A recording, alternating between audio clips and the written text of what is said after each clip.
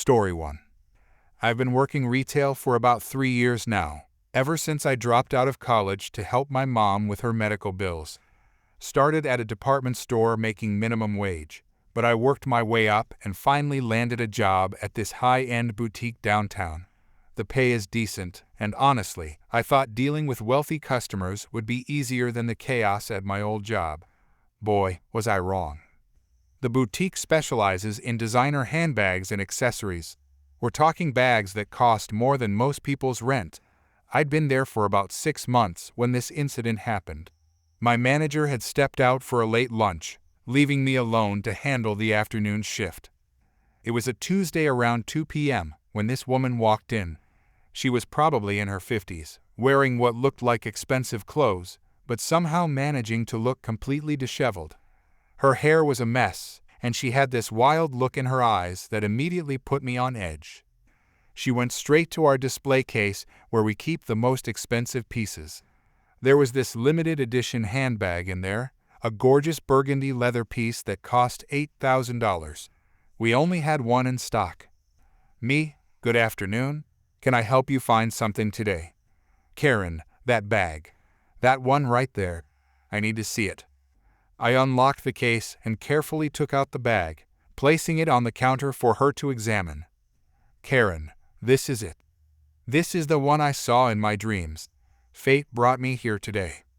I nodded politely, thinking she was just being dramatic. Rich people say weird stuff about their purchases all the time. Me, it's a beautiful piece. Would you like to try it on or hear about the features? Karen, I don't need to try it. It's mine. It was meant for me. Me, wonderful. Let me ring that up for you. The total will be $8,400 with tax. That's when her expression changed completely. Karen, ring it up? No. You don't understand. This bag was promised to me by the universe. I shouldn't have to pay for what's rightfully mine. I blinked, thinking I'd misheard her. Me, I'm sorry, I don't understand. The bag is for sale. If you'd like to purchase it, I can help you with that. Karen, listen to me very carefully. I had a vision about this bag 3 weeks ago. I saw myself carrying it, saw how it would change my life. The universe doesn't make mistakes. This bag is mine by cosmic right. I started to realize this woman wasn't just eccentric, she was completely delusional. Me, ma'am, I understand you really like the bag, but it's merchandise that needs to be purchased. I can't just give it away. Karen, then call your manager. Call the owner. Someone with authority who understands spiritual matters. Me, my manager is at lunch, but even if she were here, the policy would be the same. We can't give away merchandise. That's when things got really weird. She suddenly grabbed the bag and clutched it to her chest.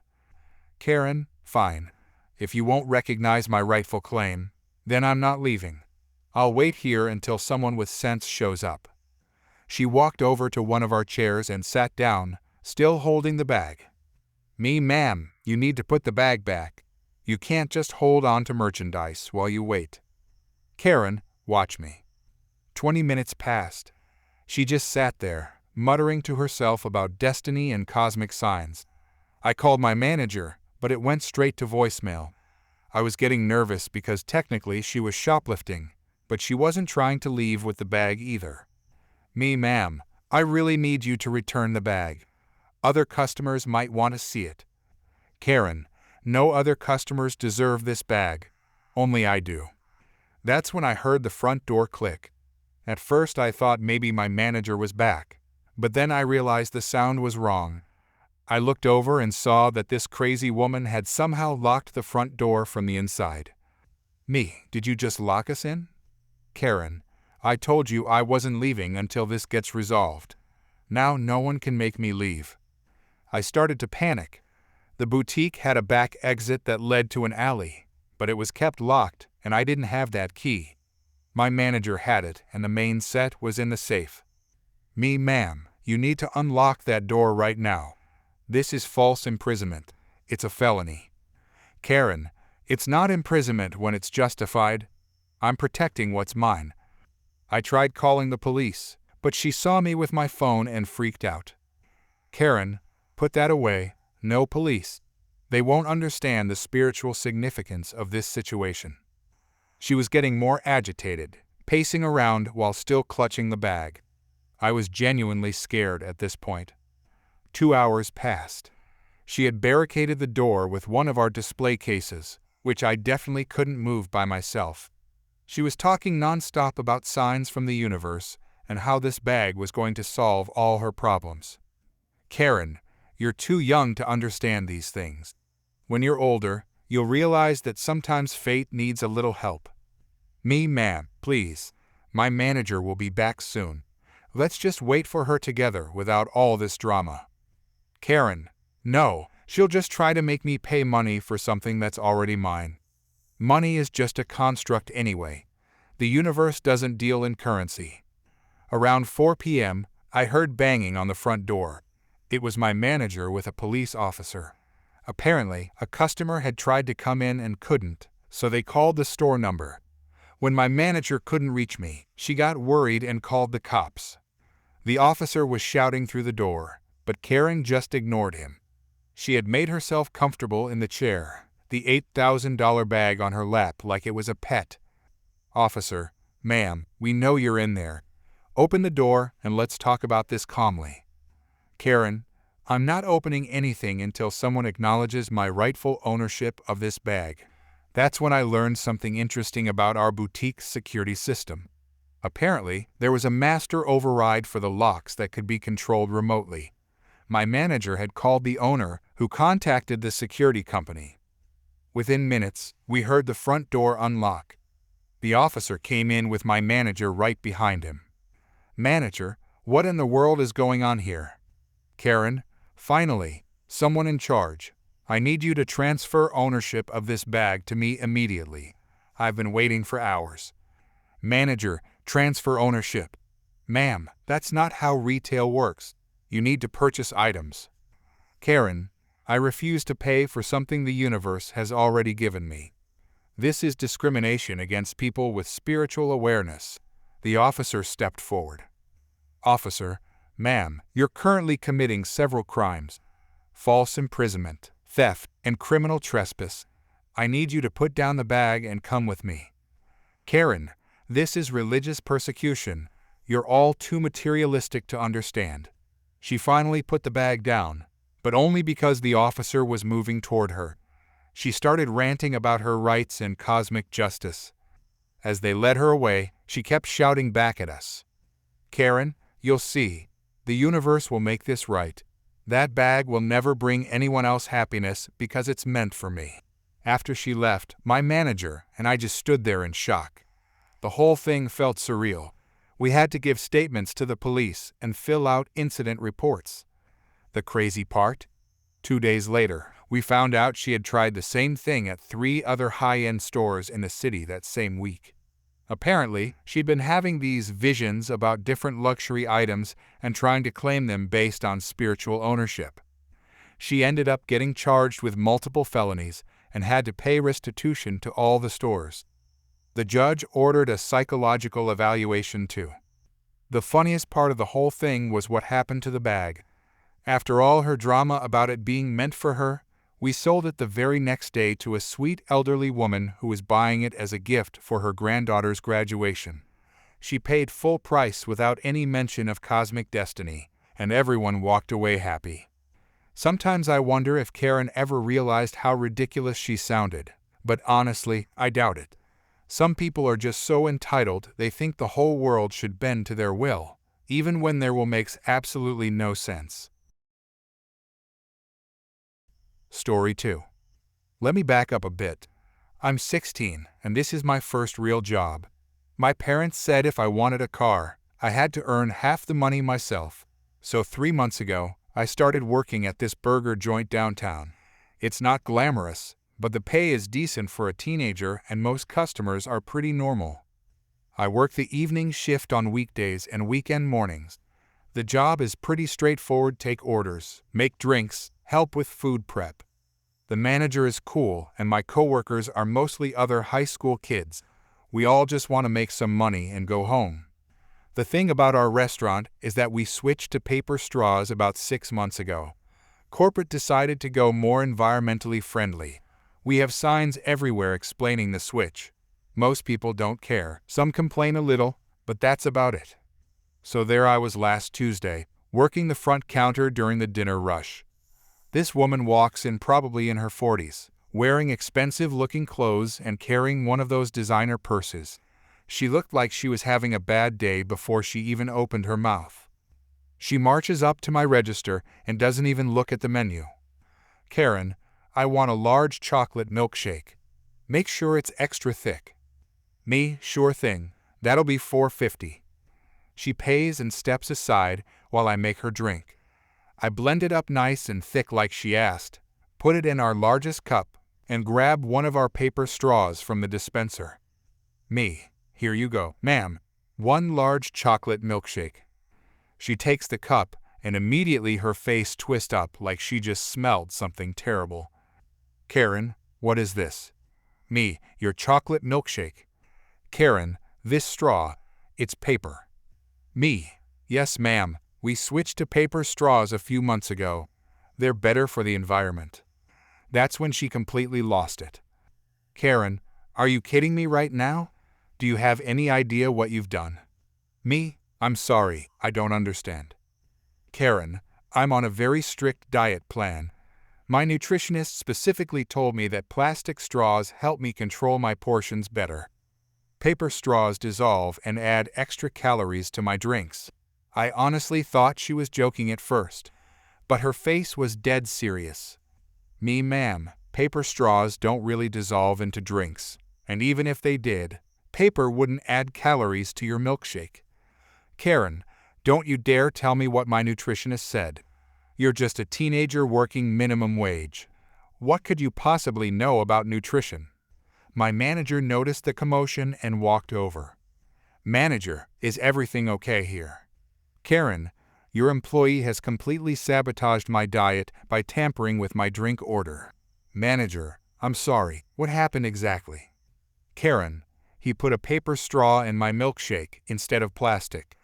My nutritionist says paper straws add carbohydrates to beverages and mess up my calorie counting." My manager looked as confused as I felt.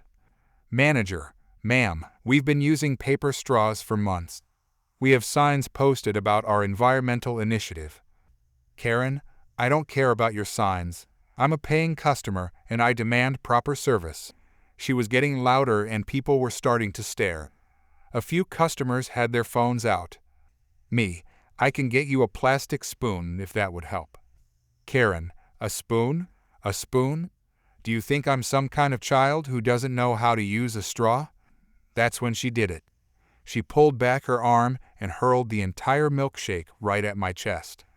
The cold chocolate drink splattered all over my uniform and dripped down onto the floor. The whole restaurant went dead silent. Karen, "Maybe next time you'll think twice before tampering with someone's diet plan." She turned to storm out, but my manager stepped in front of her. Manager, "Ma'am, you just assaulted my employee. I'm calling the police." Karen, "He assaulted my diet first."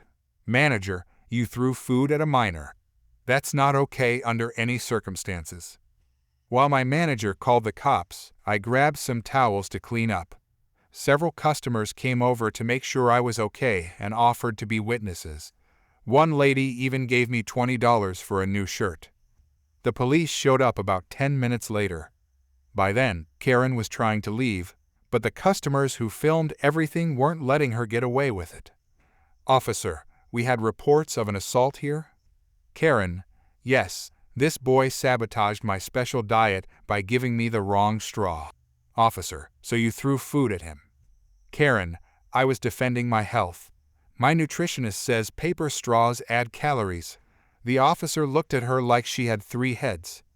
Officer, "Ma'am, you can't throw food at people because you don't like the straws." Karen, "But he tampered with my order." Officer, "Did he put the wrong ingredients in your milkshake?" Karen, "No, but..." Officer, "Did he charge you incorrectly?" Karen, "No, but the straw." Officer, the straw that the restaurant legally provides to all customers. She got cited for assault and had to pay a fine. The customers who filmed everything posted it online, and it went viral. People were commenting about how ridiculous her paper straws add calories theory was. The best part? My manager gave me the next day off with pay, and corporate sent me a $50 gift card after they heard about what happened. They also put up bigger signs about our paper straws and added a note that they don't affect the nutritional content of beverages. I kept working there until I saved enough for my car. Never had another milkshake thrown at me, thankfully. Though I did have a few customers recognize me as that kid from the video and leave extra big tips. Some people are just unbelievable. Story 3. I've been living in this quiet suburban neighborhood for about 3 years now with my wife and our 2 kids. My son is 8 and my daughter is 6. We moved here specifically because it seemed like a safe, family-friendly place where kids could actually be kids. The houses are close together, but not too close, and most of our neighbors are pretty decent people who look out for each other. My job in construction means I work long hours, but I always make sure to spend quality time with my kids when I get home. One of their favorite activities is playing hopscotch on the sidewalk right in front of our house. It's perfectly legal. The sidewalk is public property, and we're not blocking anyone's driveway or causing any problems. The kids have been doing this for over a year without any issues. That all changed last Tuesday afternoon. I had just gotten home from work and was changing out of my work clothes when I heard my kids laughing and playing outside. They were doing their usual hopscotch game on the sidewalk, maybe 20 feet from our front door. I was watching them through the window and smiling when I noticed our neighbor from 2 houses down walking toward them with her garden hose. This neighbor had always seemed a bit off to me. She's probably in her 50s, lives alone, and has complained about everything from kids riding bikes too loud to people parking their cars facing the wrong direction. My wife and I always just ignored her complaints because they were usually ridiculous. But what happened next was beyond anything I could have imagined.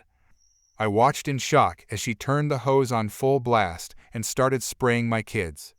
"Neighbor, get off my property right now, you're trespassing." My daughter started crying immediately. My son was trying to shield his sister while getting soaked. "Son, we're not on your property, we're on the sidewalk." "Neighbor, I don't care, this whole area belongs to me. Get out of here before I call the police." She kept spraying them, and my kids were absolutely terrified. That's when I ran outside. "Me, what the hell do you think you're doing?" "Neighbor, your brats are trespassing on my property." "Me, they're on the public sidewalk. Turn off that hose right now." She actually had the nerve to point the hose at me too. "Neighbor, don't you dare talk to me like that. This sidewalk is mine. I maintain it, I shovel the snow, so it's mine." "Me, that's not how property law works. The sidewalk belongs to the city." "Neighbor, I'm calling the police on you and your delinquent children." "Me, please do. I'd love to explain to them how you just assaulted 2 small children." My kids were still crying and soaked to the bone. I brought them inside to get dry clothes while this woman continued ranting in her yard. True to her word, she actually called the police. About 20 minutes later, 2 officers showed up. I went out to talk to them while my wife comforted the kids inside. "Officer 1, we got a call about trespassing and children causing a disturbance." "Me, officer, my kids were playing hopscotch on the public sidewalk when my neighbor sprayed them with a garden hose. They're 6 and 8 years old." The neighbor came storming over. "Neighbor, these people are letting their children destroy my property. They were drawing all over my sidewalk with chalk." Officer 2, "Ma'am, can you show us exactly where this happened?" She pointed to the sidewalk in front of our house, which was clearly marked with hopscotch squares drawn in washable chalk. Officer 1, "Ma'am, this is a public sidewalk. Children are allowed to play here as long as they're not blocking traffic or causing actual problems." "Neighbor, but I'm the one who takes care of it. I sweep it and shovel it." Officer 2, "That doesn't make it your property, and spraying children with a hose could be considered assault. especially if they weren't actually doing anything wrong. The officer turned to me. "Officer 1, do you want to press charges for the assault on your children?" I looked over at the neighbor, who suddenly looked a lot less confident. "Me, I wanted on record what happened here. My kids should be able to play safely in their own neighborhood." The officers took down all the details and informed the neighbor that she could not spray people with hoses and that the sidewalk was indeed public property. They also mentioned that if this happened again, she could face charges for assault. "Neighbor, this is ridiculous. I'm calling my lawyer." "Officer 2, that's your right, ma'am. But I'd suggest you look up the city ordinances about sidewalk usage first." After the police left, I thought that would be the end of it. But the story gets better. The next day, my wife was checking our neighborhood Facebook group and found that the neighbor had posted a long rant about us, complete with photos she'd taken of our kids playing hopscotch. She was asking the neighborhood to support her in getting us evicted for letting our children vandalize public property. The response was not what she expected. Multiple neighbors commented defending us and sharing their own stories about her unreasonable complaints. Turns out, she'd been bothering everyone for years with ridiculous demands and threats. One neighbor mentioned she'd tried to claim ownership of a stop sign because it was in front of her house. The best part came 3 days later. A city inspector showed up at her door because someone had reported that she was claiming ownership of public property. Apparently, trying to restrict access to public sidewalks is actually a violation of city ordinances. She got fined $500 and received an official warning that any further attempts to restrict public access to sidewalks could result in additional penalties. My kids are back to playing hopscotch every afternoon, and our neighbor hasn't said a word to us since. She still glares from her window sometimes, but she keeps her hose to herself now. The whole experience taught my kids that sometimes adults act badly, but there are systems in place to protect people when that happens. And it taught me that standing up to bullies, even adult ones, is worth it when your family is involved. Story 4. I've been driving city buses for 12 years now. I've seen it all: drunk passengers, people trying to bring pets on board, arguments over seat assignments. But nothing prepared me for what happened last Tuesday evening on my Route 47 run. It was around 6:30 p.m., rush hour traffic was heavy, and I was already running 15 minutes behind schedule. I had about 20 passengers on board, most of them tired office workers just wanting to get home after a long day. The weather was getting nasty too, dark clouds rolling in and the first drops of rain starting to hit my windshield. I pulled up to Maple Street Station, opened the doors, and waited for passengers to board. That's when she appeared. This woman in her 50s, wearing a bright purple tracksuit and carrying what looked like 3 different purses. She climbed the steps, fumbled around in her bags for what felt like forever, then finally produced a crumpled bus pass. "Me, ma'am, this pass expired 6 months ago." "Karen, what? That's impossible. I just bought it." "Me, the date right here shows it expired in March. It's September now." She squinted at the pass, held it up to the light, then looked at me like I was trying to scam her. "Karen, well, I'm getting on anyway. I need to get to Riverside Drive." "Me, I'm sorry, but Route 47 doesn't go to Riverside Drive. You need Route 23 for that area, and you'll need to pay the fare or get a valid pass." That's when things went sideways. Instead of getting off the bus like a normal person would, she pushed past me and plopped down in the front seat reserved for elderly and disabled passengers. "Karen, I'm not moving until you take me to Riverside Drive. I've been riding buses longer than you've been alive, young man." The other passengers were starting to get restless. I could hear people checking their phones, sighing loudly, and muttering under their breath. A guy in a business suit near the back called out asking what the delay was. "Me, ma'am, I can't change my route. I have a schedule to follow and other passengers who need to get to their stops. Route 23 runs every 20 minutes, and the next one should be here soon." "Karen, I don't care about Route 23. I paid for my pass, and I'm getting my money's worth." I explained again that her pass was expired and that even if it wasn't, I couldn't deviate from my assigned route. Company policy was crystal clear on this, but she just sat there with her arms crossed, glaring at me. The rain was really coming down now, and I could see more people gathering at bus stops along my route, getting soaked while waiting. My radio crackled with dispatch asking for my location update. Ma'am, I'm going to have to ask you to step off the bus. You're holding up 20 other passengers and causing delays throughout the system. That's when she really lost it. She stood up, marched to the front of the bus, and before I could react, she laid down across the steps leading to the door. Not sitting, not standing, literally lying down horizontally across the stairs like some kind of human roadblock. Karen, I'm not moving until you drive me to Riverside Drive. These people can wait. The passengers behind me erupted. A woman with 2 small kids started asking how long this would take because she needed to pick up her babysitter. An elderly man said he had a doctor's appointment. The business suit guy was now on his phone complaining to someone about public transportation. I got on my radio and called for supervisor assistance. Within 10 minutes, my supervisor arrived along with 2 police officers. By this point, Karen had been lying across the bus steps for almost 20 minutes, occasionally adjusting her position but refusing to move.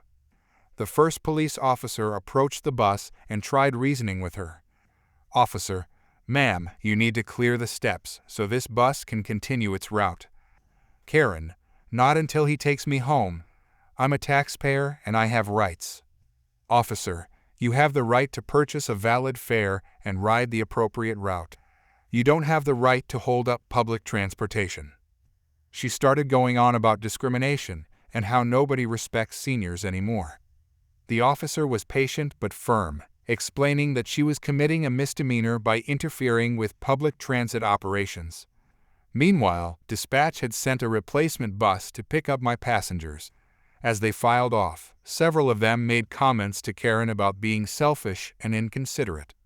The woman with the kids looked particularly frustrated. "Mother, some of us have children to pick up. This is ridiculous." "Karen, well, maybe you should have planned better." That comment really set people off.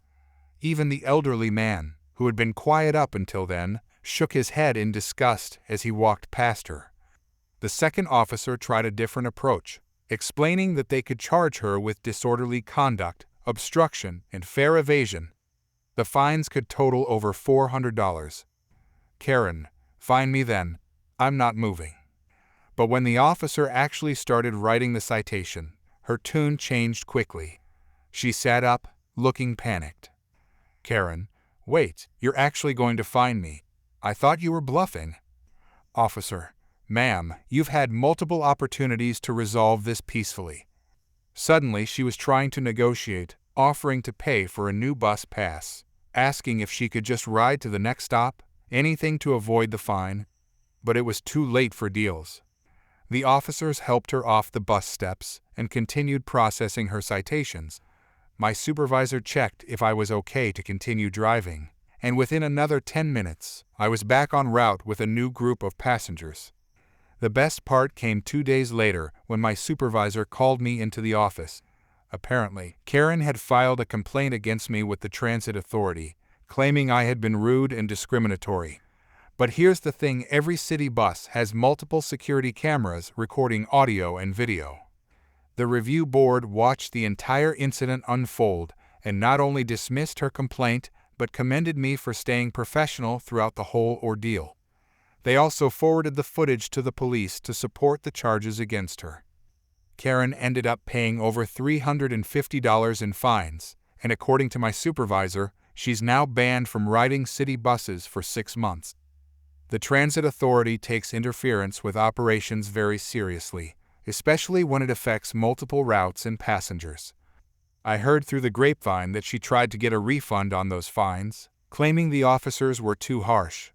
Apparently, she showed up at City Hall demanding to speak to the mayor about her unfair treatment. I can only imagine how well that went over. The ironic part? If she had just gotten off the bus and waited 15 minutes for Route 23 with a valid fare, She would have been home in 30 minutes instead of spending her evening dealing with police and paperwork. Some people just never learn. Story 5. I've been working as a nurse in the emergency room for about 3 years now. I got into nursing after my little brother almost died in a car accident when I was 19. The nurses who took care of him were amazing, and I knew I wanted to help people the way they helped my family during the worst time of our lives. It wasn't easy. Nursing school was tough, and working in the emergency room is even tougher. But seeing people get better, watching families reunite after scary accidents, it makes all the long shifts worth it. Today started like any other Friday evening shift. The emergency room was busy but manageable. I was restocking supplies when the ambulance sirens got louder and louder until they stopped right outside our doors. The paramedics rushed in with a construction worker who had a nasty accident with a power saw. His leg was bleeding heavily, and he was conscious but clearly in shock. I immediately went into action mode. This guy needed attention right away, or he could lose too much blood. I was getting the trauma room ready when I heard someone behind me clearing their throat very loudly. I turned around and saw a woman in her 40s wearing a designer tracksuit and way too much makeup. Her blonde hair was perfectly styled, and she had these huge sunglasses pushed up on her head even though we were indoors. Karen, excuse me, nurse. Me, ma'am, I'll be with you in just a moment. We have a medical emergency right now. Karen, well, I have an emergency too. I need to be seen immediately. I looked her up and down. She wasn't bleeding, limping, or showing any signs of distress except for the annoyed expression on her face. Me, what seems to be the problem? Karen, I think I might have food poisoning from my lunch. I had sushi at this new place, and my stomach feels a little weird. Meanwhile, the construction worker was being wheeled past us, and I could see his work clothes were soaked with blood. The other nurses were working fast to get him stable. Me, ma'am, I understand you're not feeling well, but that man has a serious injury that requires immediate attention. If you could please take a seat in the waiting area, someone will call you when. Karen, are you kidding me right now? I was here first. I signed in before that man even got here. Me, that's not how emergency rooms work. We treat patients based on the severity of their condition, not who arrived first. Karen, this is ridiculous. I have a manicure appointment in 2 hours, and I cannot be late. Do you know how hard it is to get an appointment with my nail technician? I stared at her, thinking I must have misunderstood. Me, ma'am, did you just say you have a manicure appointment? Karen, yes, and it cost me $200 just to book it. I need to be seen right now so I can make it on time. The construction worker was groaning in pain as the medical team worked on him just a few feet away from us. The sound seemed to irritate her. Karen, can't you people keep it down? I'm trying to explain my situation here. Me, ma'am, please lower your voice. That man is seriously injured and… That's when she did it. Without any warning, this woman raised her hand and slapped me right across the face. The sound echoed through the emergency room, and everyone stopped what they were doing. Karen, don't you dare tell me to lower my voice. I pay taxes, which means I pay your salary. You work for me. My cheek was stinging, and I was completely shocked. In 3 years of working in the emergency room, I had never been hit by a patient. I had dealt with drunk people, people high on drugs, people scared out of their minds, but never someone who slapped me because they had a nail appointment. Before I could even respond, my supervisor walked over. She had seen the whole thing.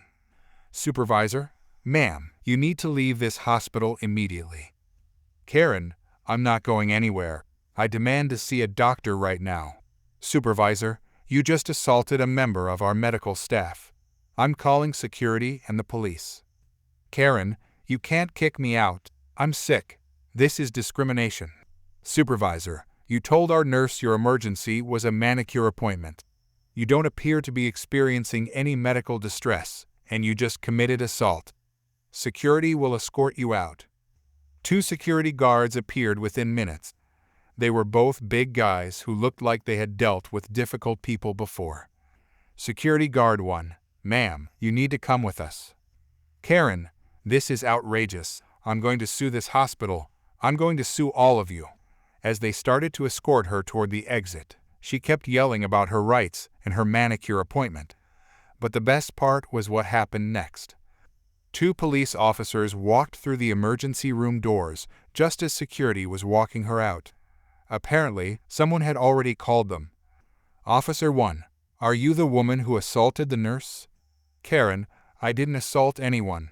I barely touched her.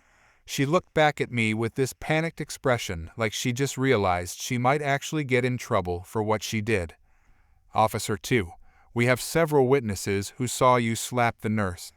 You're under arrest for assault. Karen, wait. I have a manicure appointment. I can't miss it. Officer 1, you should have thought about that before you hit someone. They put handcuffs on her right there in front of everyone. She kept protesting about her nail appointment even as they read her rights. The entire waiting room was watching, and some people were actually clapping. As they walked her out to the police car, she was still yelling about how unfair it all was and how she was going to sue everyone. I watched through the window as they put her in the back of the police car, still in her designer tracksuit and perfect hair. My supervisor checked on me and made sure I was okay. My cheek was still red, but I wasn't hurt. More than anything, I was just amazed that someone could be so selfish and out of touch with reality. The construction worker ended up being fine. We got his bleeding stopped, and he just needed some stitches. He was actually making jokes with the doctors by the time we were done treating him. When he found out what had happened with the woman who got arrested, he shook his head and said he couldn't believe people like that actually existed.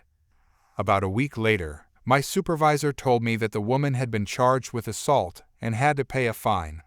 She also tried to file a complaint against the hospital, but it was dismissed immediately when they reviewed the security camera footage.